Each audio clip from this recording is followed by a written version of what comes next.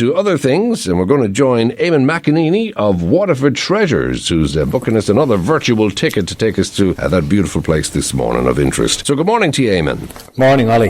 Good to be talking to you. You're going to be talking about Brendan Boyer this morning. Of course, his passing only over the weekend. That's correct, yes. He passed last Thursday, sadly, and we planned to do this today anyway, which is just purely coincidental. Isn't that a fact? Yeah, we have a big exhibition here in the Palace. One whole room is dedicated to Brendan and the whole Showband era. And actually, we did about 10 years ago, we did a major exhibition down the granary on this, and Brendan came over and opened it for us. And that exhibition is the only exhibition that a local museum ever had mounted in the National Museum in Dublin. So it was a great honour for us, but it was a great celebration of something that was very much begun here in Waterford, the whole showband business. And the whole idea of a showband, I suppose, was that they had big bands, and the performers just stood still basically and performed music, whereas the showbands was a big act. And of course Brendan Boyer was the supreme master of that.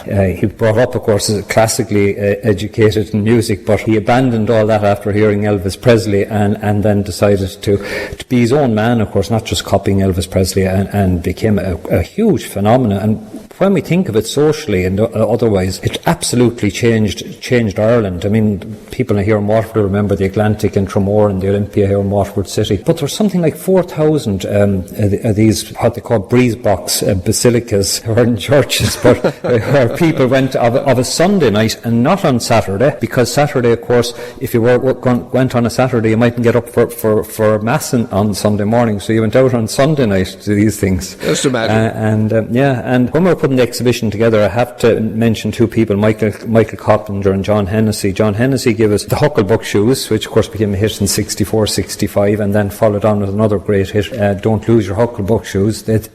Brendan had 7 number ones in the charts. Michael Coppinger gives a lot of material, including the Carol Allen Award, which is, we have it up in the exhibition here as we have the shoes. In 1961, they won for the most outstanding dance band in the United Kingdom. So it was a huge thing. And of course, what happened with the show bands in Ireland, and they were the leading show band, was that they were really the first jet setters, because, as I said, that they didn't play in Ireland on a Saturday night. They would be flown to England to play in England on a Saturday night, come back and play in Ireland on a Sunday night, and they were able to do that because of the religious thing of not having show bands on a Saturday night. It was a busy life, Eamonn. It was a very busy life, and they worked. They really worked hard. Sometimes they'd get 4,000 people coming. They were saying that, imagine, that's some little villages, and some of these breeze block basilicas, these ballrooms, were in the middle of nowhere, and of course everybody remember our former Taoiseach Albert Reynolds.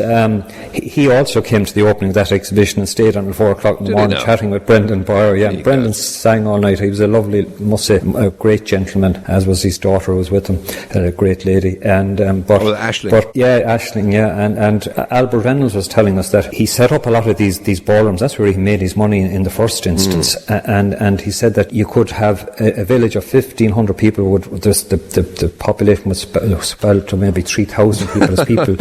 Bicycles and cars and buses came around, and that's where the whole thing sent them home sweating. There was no heat in these places, but just the heat of people's bodies heated up the buildings. When there were miserable places, no places for the performers really to change and things like that, no proper places. And of course, what will shock a lot of people nowadays is these were alcohol free. And there's an old expression, would you like a mineral? There you go. Mineral water. You didn't, Jaffora and all those things were what people drank. And girls just wouldn't go to a chap who came in drunk. It would be seen to be really disrespectful, so it was a different world. My golly. And when you consider, just as you pointed out there, what a part of the fabric of Irish society Brendan Boyer was and remains. Oh yeah, he really was. And then we have here in the museum too footage that even RT didn't have. Again, generous people from around Waterford gave it to us. Footage of programmes on RT where they did the one-nighters and things like that, which actually showed Waterford and kind of, fly on the walls or early kind of documentaries and things like that. And of course, very early performances by them. And actually, when we got them, we were able to give them to RT again so they can keep them in their archive. But it's the beginning of modern Ireland.